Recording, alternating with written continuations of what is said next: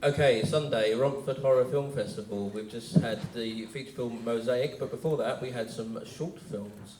So if you'd like to just introduce yourselves and your role in the films that we've just seen, please. Sure. James Fox, director of I Won't Be Long Love. Lee Thompson, writer of I Won't Be Long Love. Debbie Lane, I made Conkers For The Brave, which was Tony's concept film for.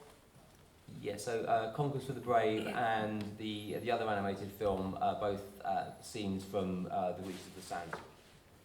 What is The Witches of the Sands? How would you describe it to us, Tony?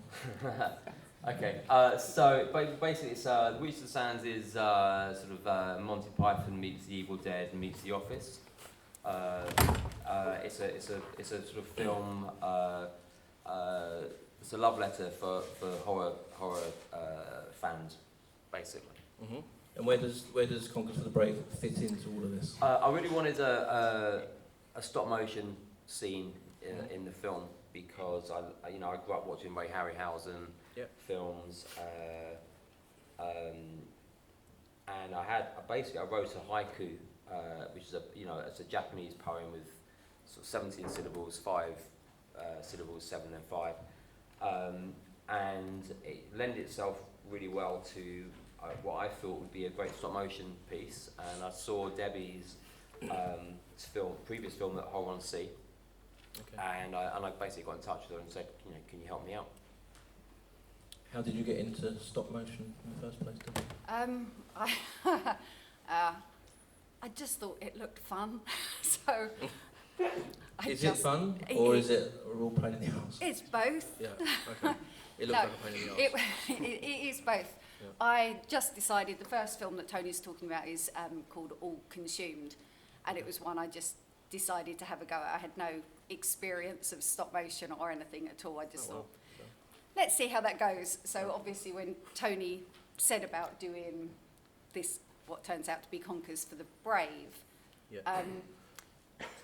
my initial reaction was, make sure you have seen what I have done before, because it is not slick and, it's not like Aardman's quality or Harryhausen or anything like that, but it is kind of simple. But that's what I loved about what Debbie did. Her enthusiasm came across in everything she was doing, and that's kind of what Witches of the Sands is embracing. It's people working together and using what they've got, and I just loved what Debbie had done. And like I say, it's about the enthusiasm, and the results I thought were fantastic, and the attention to detail and things, really excited me, and that's why I asked Debbie to do it.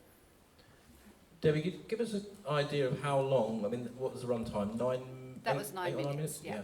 So for an 8 or 9 minute short, how many hours of making is that, or how many shots? That one, I think, obviously I don't do it full time or anything, I have to work and all of that. Conkers For The Brave took me 6 months to do. Okay.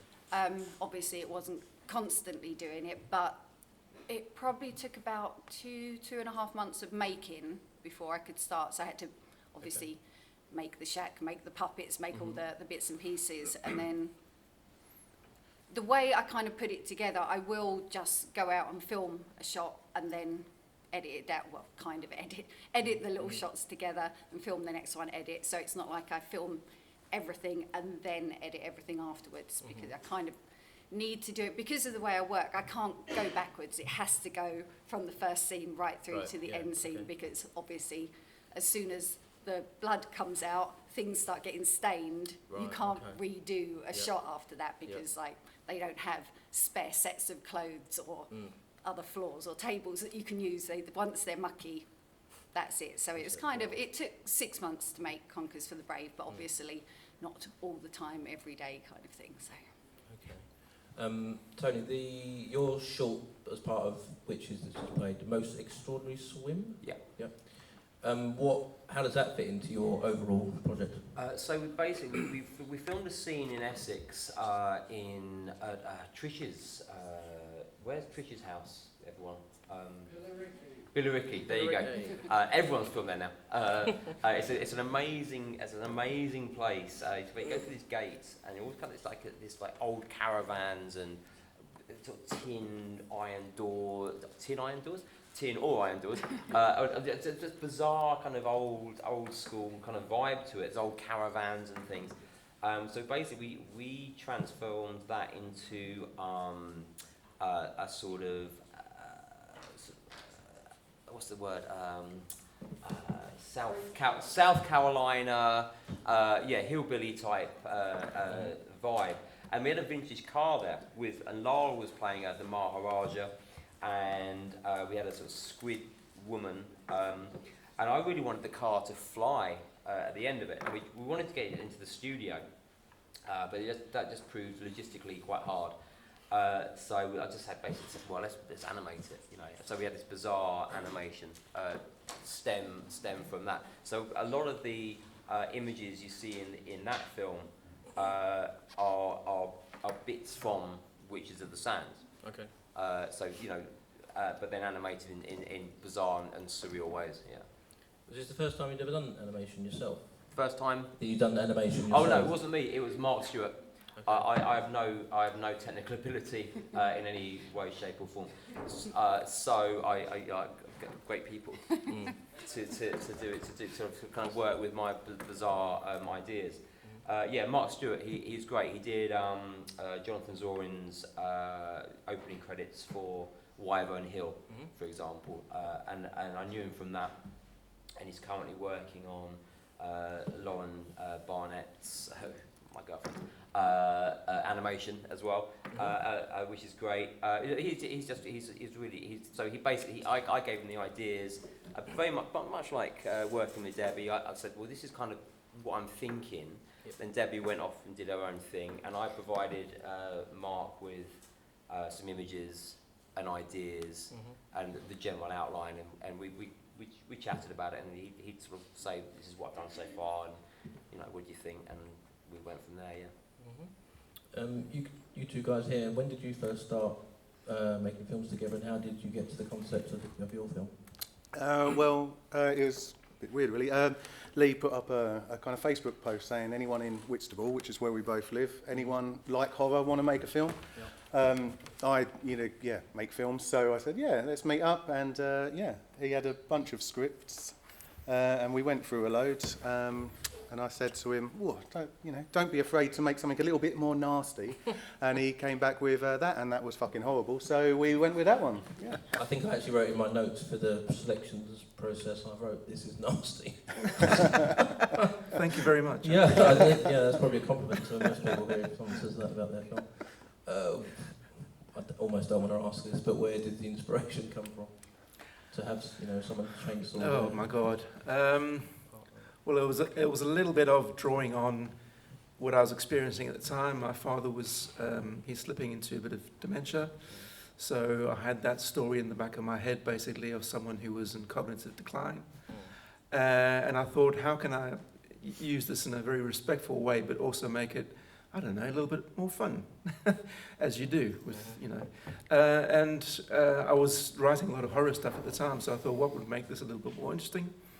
How could I demonstrate someone flipping between reality and perceived reality? And that's how I came up with it, basically. I don't know where the chainsaw came in. It might have just been one of my creepy dreams, but yeah, it seemed to work. Yeah.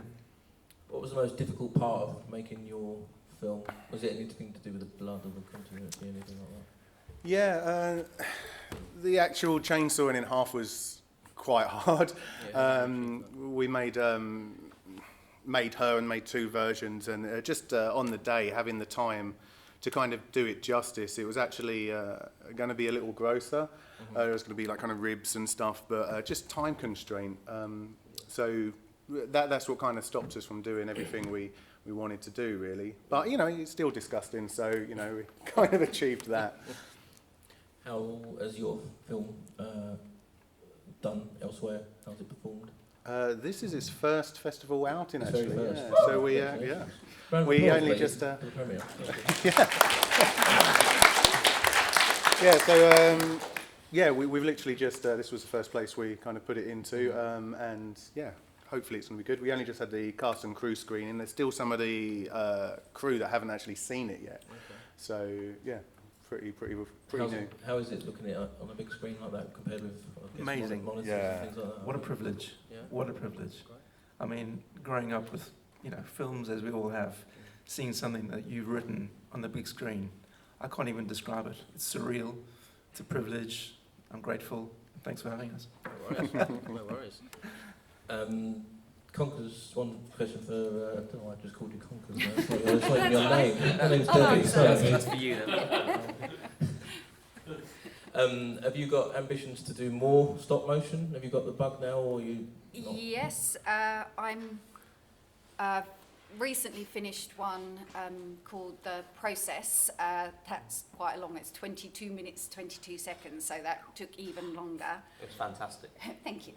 Yes, that premiered at Horror on Sea this year as well. Literally only just about managed to get it finished for that. That was more of a sci-fi horror and kind of went a bit more gory, a bit harsher. I was quite liking a couple of people that wrote little reviews. I think what was something like, I can't even remember what it was, but it was kind of, like violent, gory, or that kind of thing, which was quite nice. And yeah, I've just started for about the last 5 weeks, started building a set for new one, which is going to be one of the segments for the new video shop Tales of Terror. So one of those, literally in the early stages of building the props and stuff. So I imagine I'm going to be another, 2 months or so building before I can get started, but I think it's probably going to take a similar amount of time. It's going to be shorter, obviously, because it's a segment for the anthology, but building and everything takes the same amount of time because you've still got to do the whole set regardless of how long the story is. So, yeah. Tony, I spoke to you very briefly yesterday, and I said to you, are you sure this Witches of the Sand thing, is it actually real, or is it like the greatest hoax job in the world? And there's no hoax. Yeah, it's the biggest promo ever for no actual film. In serious, when is it ready? When are we going to be able to see it? So we shot in the Free Sprite studio we use in Rochford, Duncan studio, weekend before last. We built the set Friday, Saturday, Sunday we shot. We've got one scene in a pub, and then we've got a couple of studio scenes left, and then that's principal done. So we are pretty much done. Are you sure you won't find another segment that you want to... I'm not. No, that's it. I promise you. There may well be pickups and bits and pieces we have to kind of, sort of snoogle in. But I don't know that word. Snoogle is. It's a good word. It's a good snoogle. We're going to snoogle it in. But that's kind of, it's pretty much done. Yeah. Done then. Yeah. I should just actually, it's funny enough, Lee, cause I lived in Whitstable and Canterbury, and Lee came down to one of our sets and one of our shoots and shot the restaurant scene. Did some sort of behind the scenes photography. Yeah, I'm a photographer as well. So. And bizarrely, we had Lawrence Harvey, obviously from Human Centipede in it, and Simon Bamford from Hellraiser, who was also you just saw in Mosaic, which is where I met him, which was really good fun as well. So that's another little connection. So I can confirm it is real. The film is real. So I was there. Yeah, I saw it. It is real. I mean, it is happening. I swear down. As the kids say. A street. You two, what are you working on next? I've got a couple of feature scripts in second draft. Hope to push them through this year and get them into production. That's what I'm working on, really. I've been working on a feature for a while, and strangely enough, I've asked Simon Bamford to be in it. It's all kind of incestual, isn't it? I'm waiting for the call. Yeah, and of course you, Tony. It still needs some rewrites, but yeah, it's going okay. I'm enjoying it.